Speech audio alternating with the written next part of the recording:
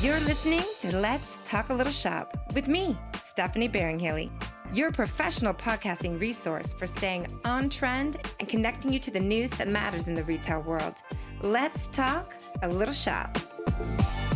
Hello and welcome to another episode of Let's Talk a Little Shop. I'm your host, Stephanie Beringhaley, and joining us today, we have a real treat. We have the Chief Marketing Officer at Yesway, Derek Gaskins. Derek, welcome to the show. Thank you so much, Stephanie, and certainly glad to be here. So I am all over LinkedIn and I check everything that your company does, what you do, because you guys are doing it right on so many different levels. And I think you were just recently nominated as the top 25 executives of Washington, D.C. Yes. Thank you. Certainly was very proud, or am very proud, and was certainly humbled by that. Mm-hmm. I'm a native Washingtonian, so born and raised in Southeast DC, and have lived all over. And much as you said, trying to keep up with Yesway means that I'm constantly on the go. And the company is about growth. And so from that aspect, I have been very fortunate to be charged with leading some of that growth, and joined when we had about 40 stores, and now we're up to 440. And rapidly growing, but that means that I'm always on the go and traveling and on the road and in stores. And right now, though, I happen to be in my office. So that's one of the rare times that I'm sitting still, let's say. How does it feel? Does it feel good to be back in the office, or are you ready to hit the road already? I think I'm ready to get back out there. No, but it feels great. Catching up and really can't take the place of the disruption that COVID caused the past couple of years. So anytime you can be in the office and with peers and colleagues and planning and building culture, I always say that's quality time. Well, again, congratulations. How does one become a top 25 executive? Like, what did you have to do? Exactly. I think work hard, make some noise, and someone noticed. So didn't even know that was coming until it happened. And once again, it's something that I take a lot of pride in, because I know there's some high-flying executives in D.C. That's a city that's always on the move. And, certainly to be recognized and to be in retail and convenience retail and to be noticed, I think that's huge. So very proud of that achievement. And for Yesway, you said it best. You guys are constantly on the move in terms of being on trend and making sure that you are ahead of your competitors. And I know that there are tons of acquisitions that are going on in the space. So tell me about that world. What's going on in the convenience store world? I think several things. One is that more people are discovering that convenience is recession resilient, if not proof. I've been in this space for 20 plus years. I hate to date myself, and it even sounds crazy saying that. But, one commonality has been in good times and bad times. It's like the little engine that keeps on chugging. I think that's largely due to being focused on local communities. And so convenience stores at their core are about the communities and the corners that they serve. Even going back to my roots in DC, from my youngest days, I can remember making the solo trip to the convenience store. And having a couple of dollars in your pocket and being able to buy sundries or anything. Fast forwarding to Yesway, and I joined over 5 years ago now. We have a visionary CEO. He is from a private equity banking background, Tom Turkla. And the thing about Tom that really stands out is he conscientiously sought out to do exactly what he's doing. And I remember when he first reached out to me about the opportunity and what he was trying to build, I had skepticism. I mean, I've been in this space and I was just like, I'm not sure you understand how this works. You can't just say I'm going to build a chain and it's going to be one of the best in class in a matter of a few short years. I had worked for Rutter's, which, has a history that dates back to the 1700s out of central Pennsylvania. I mean, it was land deeded by William Penn to Andrew Rutter that, it was 11 generations, I want to say, that the Rutter's family has done their thing, from dairy farm to dairy business to convenience stores. You look at companies like Wawa or Sheetz or 7-Eleven or, my prior company, Giant Eagle and Get-Go. I mean, some of those are 50, 60, 100-year-old chains. And it's not an accident that they are as successful as they are. It took decades and sophistication and investing in their brand and their marketing and their merchandising. And so for, Tom Turkle and the Brookwood team to achieve this in such short order took courage. It took, just almost sheer conviction in the face of people saying what you can't do and making it happen. And, when I came on board, I was surprised at the level of support he was willing to give me and team. And, when you could make a case grounded in ROI or quantifiably something that tangible he could put his hands on, he would help eliminate barriers. And, I fast forward and, part of our tagline was say yes to convenience. So we chose to do this business. We were positive and affirmative and saying that we're going to build something. And, we've added the say yes to winning on it because, we've created this almost meritocracy culture where we work hard, we have fun, people want to be a part of it. And to your point, we're making noise, making waves, and we're getting it done. And so a lot of the suppliers have been surprised at the progress in such a short time frame. And it is motivating. It's certainly motivating to me and then to my merchandising, my marketing, my price book, loyalty, brand team. I keep telling them how fortunate we are to be able to do what we're doing. And as you are astutely noticing, this year is starting to be the year of M&A activity. I mean, you see it from Come and Go to, MapGo, and just not a week goes by that some company isn't buying another one. And that's how we got into the space. We started by buying a handful of stores, and we have cobbled and then started building stores. And here we are. And I think others are finally noticing that this is a vibrant space. And I think you said it best. I remember too being younger and walking up and being like, I have $5. What can I get with this? I want to get gum. I want some soda pop. Exactly. And you feel good from it, and it carries you on. Like, you remember that brand of, the convenience store that you visited. And so nowadays, I guess I'm worried for my kids because of pricing. Just everything's going up, and I want them to have the same experience when they go in and they say, oh, Mom, can I have these chips and this and that? Does your team play around with private label and own brands a lot? Great question. I literally had a team meeting this morning, and that has been our theme for the greater part of the past 5 years of my journey here. 3 of the strategic pillars that we've built our brand on. One is loyalty, and having a loyalty and customer engagement platform that unifies the stores.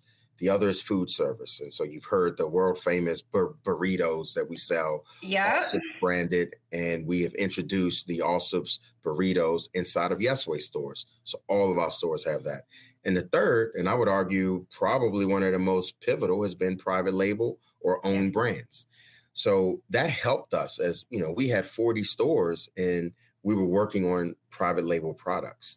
So we span the whole spectrum from milk is Allsup's branded. We have bread and eggs and fill-in perishable fresh groceries. But then we also have bottled water and juices and teas and packaged beverages and snacks and gummy worms and candy bars and potato chips and you name it. And so have tried to really punch above our weight class. My grocery background with Giant Eagle, I realized how instrumental and important to the value tier of the consumer base that private label can be. I think we also look globally. And when you look at some of the world's leading retailers, the Tesco's and the Aldi's of the world, they sometimes will have as much as 50% plus of their merchandise mix being private label. And I think to your point, in these inflationary times, it's good leverage. So, I can't control what my suppliers do. I negotiate. I try to be the champion of the customer and the consumer to keep value in our channel. When I worked for NACS, one of the things that NACS really takes seriously is, can we get equitable treatment as a channel and not subsidize others? 10 years ago, we were saying, if I'm forced to have higher cost of goods so Walmart can have lower, how is that fair? I'm now subsidizing the Walmart shopper so they can be perceived as having low prices, and I'm now perceived as having insult pricing. So I think many convenience chains have tried our best to make sure that it's equitable and it's fair. Some categories, it's legally mandated. Beer being a perfect case, right?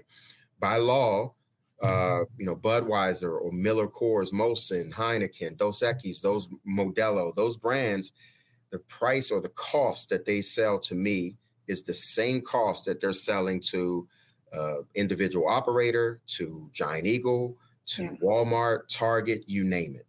Other categories, not so much.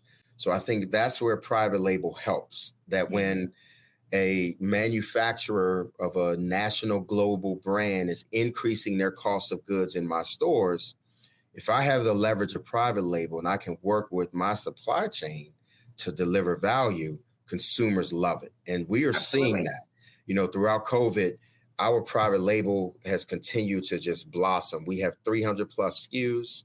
And I think the other good thing is it builds the brand. If you start getting signature snacks and flavors, people know I can only go to Yesway to get that. And that's a really positive thing for us.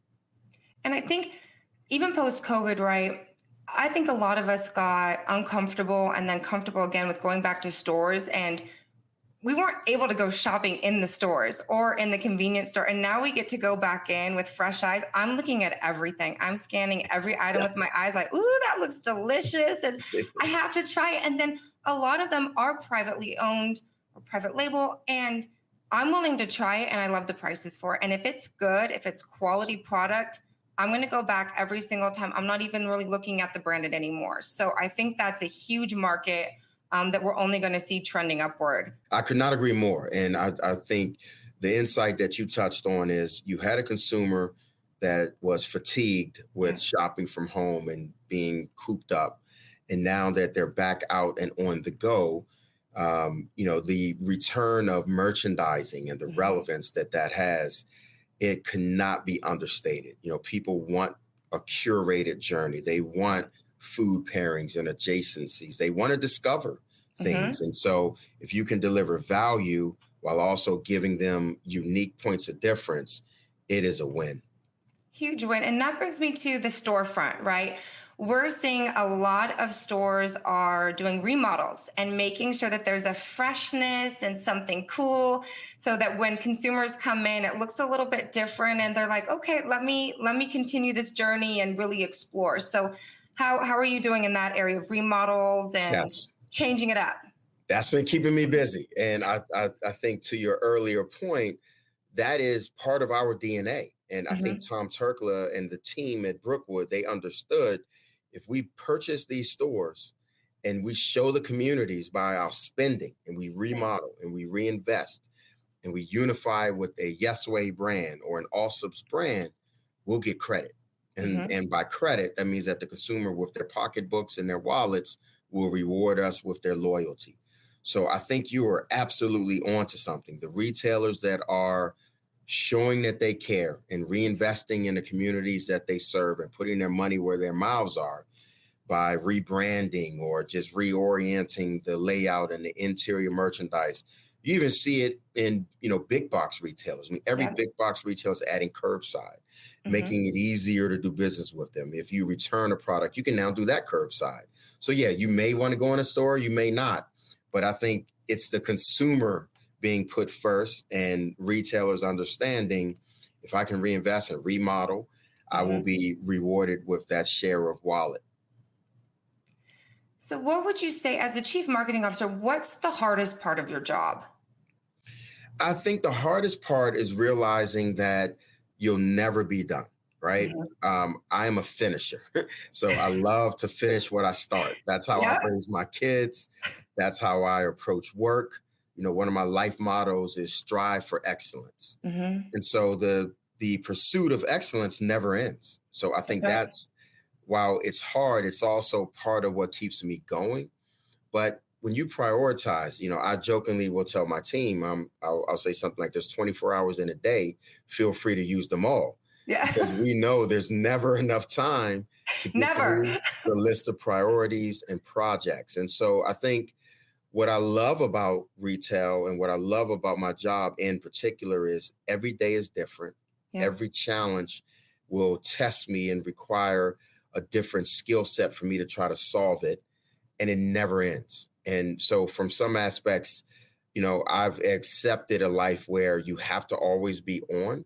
It sounds insane, and people talking about a work-life balance and all of this stuff. And, when I was going through COVID, I realized how blessed I truly am because our store team members didn't have a choice. For us to keep stores open meant they were literally risking their lives. People were scared and didn't know what was going on. They showed up. They were on the front lines. They were stocking shelves, engaging with consumers and customers. And, we fuel the police and the fire departments. We fuel first responders and ambulances. When the world closed, we stayed open. So I take that to heart. And, if it means that, I have to get certain things done, there's this relentless, almost fire that burns that is tough for me to silence or tough for me to quell. So it's hard to turn off. I would say that's the hardest thing about the job, is that it truly never ends.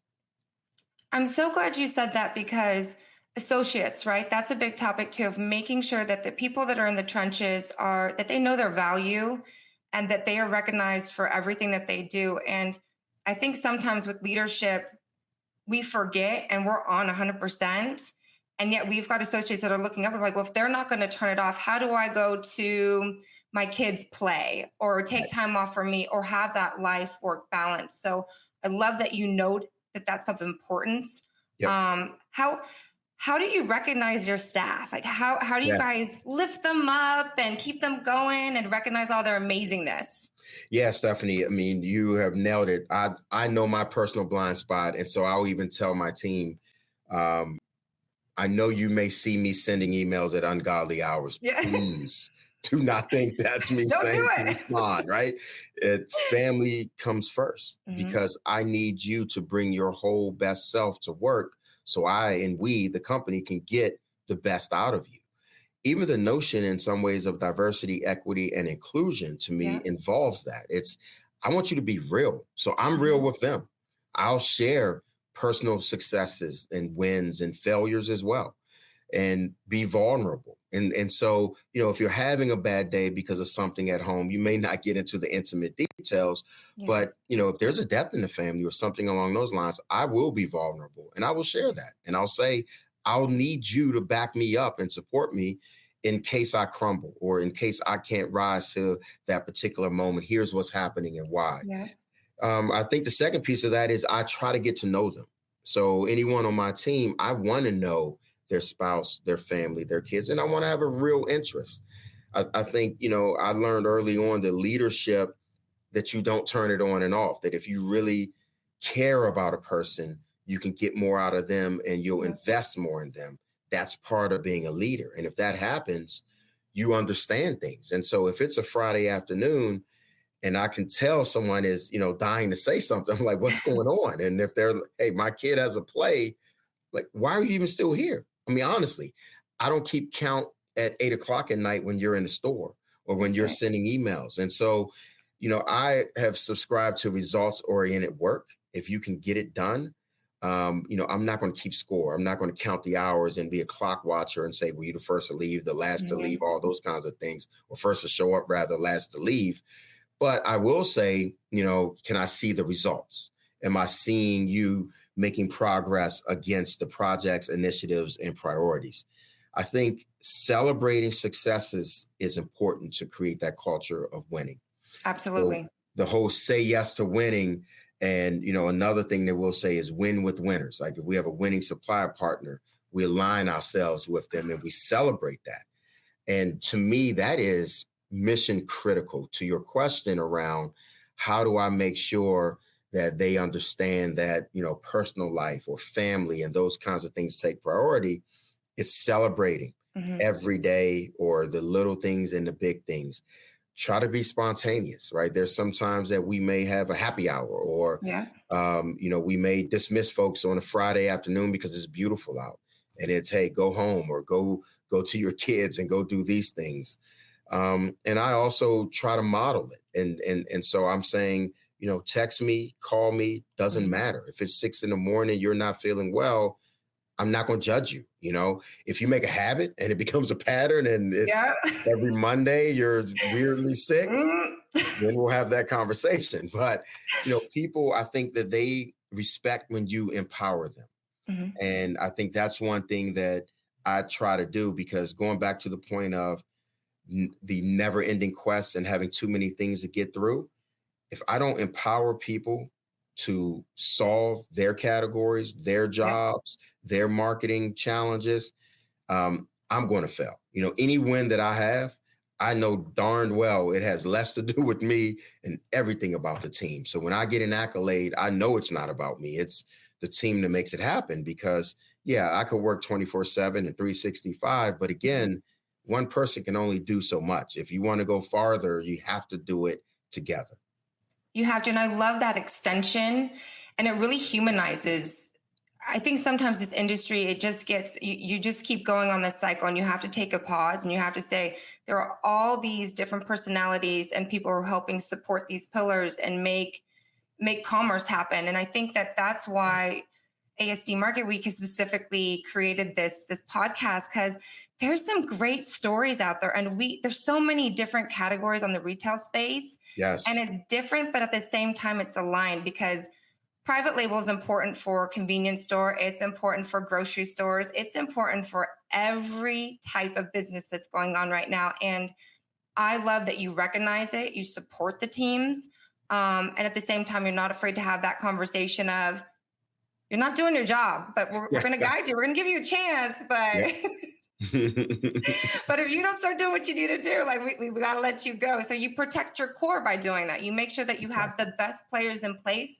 And I think ultimately your consumers appreciate that, because they see those employees every day and they say, this is the gold standard. We've got some great people that are helping us get what we need so we can get in, get out, and, you know, go on with our lives. Love that. Absolutely. So I am very, very excited. You've got a couple of buyers that are coming out. You might be coming out for ASD Market Week this August in Las Vegas.